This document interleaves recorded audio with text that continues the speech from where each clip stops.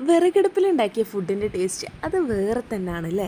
Yes, today നമ്മൾ ഉണ്ടാക്കാൻ പോകുന്നത് നല്ല നാടൻ ബീഫ് കറിയാണ്. ഇഞ്ചി, വെളുത്തുള്ളി, ചെറിയുള്ളി ഇത് മൂന്നും നന്നായിട്ട് ചതുക്കുക. സവാള, തക്കാളി, പച്ചമുളക് അരിഞ്ഞിട്ട് കൊടുക്കുന്നുണ്ട്. ഇതിൻ്റെയൊക്കെ കറക്റ്റ് അളവ് ഞാൻ ഡിസ്ക്രിപ്ഷനിൽ കൊടുക്കുന്നുണ്ട് കേട്ടോ.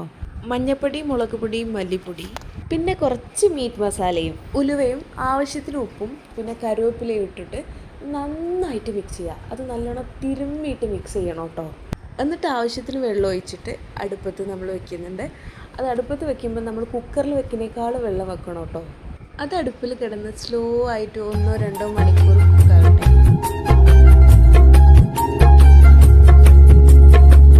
ഏകദേശമൊക്കെ ഒന്ന് വേവാനാകുമ്പോൾ അതിലേക്ക് പൊട്ടറ്റോ അരിഞ്ഞതും കുറച്ച് കുരുമുളക് പൊടി ഇട്ട് കൊടുക്കുന്നുണ്ട്. എന്നിട്ട് അടച്ചു വെച്ചിട്ട് ഒന്നുകൂടെ വേവിക്കുന്നുണ്ട് കേട്ടോ. ഏറ്റവും അവസാനം ചെറിയുള്ളിയും കറിവേപ്പിലയും കൂടി ഇട്ടിട്ട് വറവിട്ട് കൊടുക്കുന്നുണ്ട്.